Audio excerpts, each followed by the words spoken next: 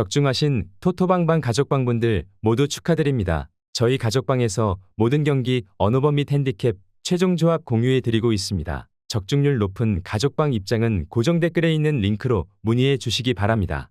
7월 10일 국내 축구 4경기 분석 시작하겠습니다. 첫 번째로 전북현대 대 제주 유나이티드 경기 알아보겠습니다. 먼저 전북은 여전히 늪에서 빠져나오지 못하고 있다. 김두현 감독이 꼴찌를 탈출하기 위해서 상당히 실리적인 접근을 하기도 하는데 공격도 수비도 모두 애매해진 상태다. 특히 지난 경기에서는 홍정호가 나온 상황에서도 2골의 실점이 나오는 등 여전히 새 판을 짜야 하는 전북의 수비진은 구멍이 가득한 상태로 보인다. 사실 역습 상황에서도 윙어들에게 전개를 맡기는 듯한 성향이 강해 다른 팀들이 대응이 어렵지 않다는 평이다. 이어서 제주는 서울이 어느 정도 패착을 두어준 덕에 승리를 기록했다. 투톱 전술이 제주에게 중원에서의 자유를 어느 정도 부여한 것으로 보인다. 하지만 제주의 전개는 이탈로가 막히면 거의 할 수 있는 것이 없다는 평이 중론이고 지난 라운드 기준으로도 중원에서의 패스 수치는 11위에 그치기도 했다. 사실 이탈로도 공격에서의 정권을 가지기에는 타박한 면모가 강하다는 평이다.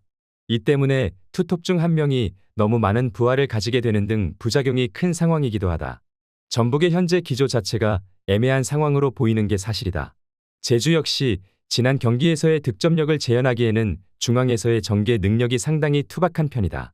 전반적으로 전북도 역습에서의 세부적인 전술적 움직임이 잘 보이지는 않는 모습이기도 하다. 무승부를 추천합니다.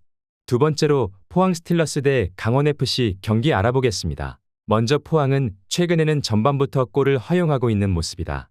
그나마 인천 상대로는 전반전에 실점을 면했지만 당시에도 인천에게 골을 결국 허용하는 등 포항의 수비가 아주 안정적인 상황은 아니다. 다만 포항의 기세는 전반적으로 후반에 드러나는 편이다. 오베르단의 전진 패스나 최근 홍윤상이 날카로운 움직임으로 상대 공간을 침투하는 등 공격력에서의 힘은 그다지 떨어진 느낌은 아니다. 이어서 강원은 가지고 있는 압박의 힘은 여전히 유효하다고 본다. 다만 결국 후반에 떨어지는 에너지 레벨이나 실점 커버 능력이 문제다. 올 시즌 전반에는 2경기당 1골 정도의 실점률을 기록하고 있지만 후반에는 1골의 실점을 경기마다 평균적으로 내주고 있다. 장마철이고 강원도에서 포항으로 넘어가는 꽤 긴 일정도 강원 입장에서는 부담이 될 것으로 보인다. 기본적으로 포항도 최근에는 실점의 빈도 자체가 꽤 잦은 모습을 보인다. 하지만 후반전에 강한 면모가 있고 강원 역시 에너지 레벨이 떨어지는 후반에는 압박 강도와 수비적인 집중력이 떨어진다. 적어도 포항이 최근 득점력에서는 문제를 드러내는 모습은 아니다. 포항 스틸러스 승리를 추천합니다. 핸디 언어버 및 최종 조합 받아보실 수 있는 가족방 입장 방법 알려드리겠습니다. 먼저 영상 하단의 댓글을 클릭해 주세요. 두 번째로 댓글 속 가족방 링크를 클릭해 주세요. 마지막으로 채팅 참여하기 누르신 후 메시지 주시고 답장 기다려 주시면 가족방 입장 도움드리도록 하겠습니다. 그럼 분석 이어가 보도록 하겠습니다. 세 번째로 FC 서울 대 대전 하나시티 경기 알아보겠습니다. 먼저 서울은 대전을 상대로는 약했다. 특히 지난 경기에서 투톱을 세웠다가 미드필더 장악력이 떨어진 것이 제주전 패배로 이어지기도 했는데 대전을 상대로도 비슷한 면모를 보여주던 편이다. 대전이 미드필더에서의 강한 압박으로 승부를 보는 편이라서 서울이 최근 오전에서는 대전에게 1승도 거두지를 못했다. 물론 대전도 황선홍 체제에서 새 판을 짜고 있다고 봐야 하지만 여전히 공격적인 전술을 선호하는 편이다. 이어서 대전은 지난 경기에서는 낭보가 있었다. 물론 무승부에 그친 결과 자체는 아쉽다고 보나 마사와 김준범이 복귀를 했고 이 두 선수의 호흡으로 경기를 무승부로 만든 것이다. 황선홍 감독이 공격진 뎁스 때문에 부임 이후에 상당히 어려움을 토로하기도 했지만 현재는 복귀자들이 많은 점이 대전에게는 상당히 긍정적인 소식이라고 할 수 있을 것 같다. 기본적으로 서울이 대전 상대로는 약한 모습을 보인 게 사실이다. 서울의 미드필더 역량이 투톱을 가동하는 공격적인 상황에서는 문제가 되는 편이다.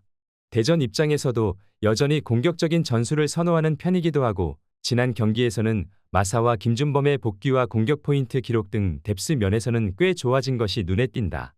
무승부를 추천합니다. 네 번째로 울산현대 대 광주FC 경기 알아보겠습니다. 먼저 울산은 약점은 중앙에서 나온다. 특히 중원에서의 주도권을 쉽게 가져오지 못하는 모습을 자주 보이는데 지난 경기에서도 강윤구와 김민혁의 폼이 좋아 보이지 않았고 특히 빌드업에서의 미스로 인해서 실점에 가까운 상황을 자주 노출한 것이 아쉬웠다. 특히 홍명보 감독이 국대로 향하면서 팀 내에서도 분위기가 별로 좋지는 못하다는 소식이다. 이어서 광주는 전반적으로 울산에게 강했다. 지난 3번의 대결에서 광주가 모두 승리를 기록했을 정도다. 특히 압박에 광주가 적극적으로 나서면서 오히려 울산의 약점을 찌르고 들어간 것이 유효했다고 볼 수 있었다. 다만 광주 역시도 올 시즌에는 결정력에서 뚜렷한 능력치를 보여주고 있는 모습은 아니었다. 공격에서의 들쭉날쭉한 모습이 아쉬운 시즌이다.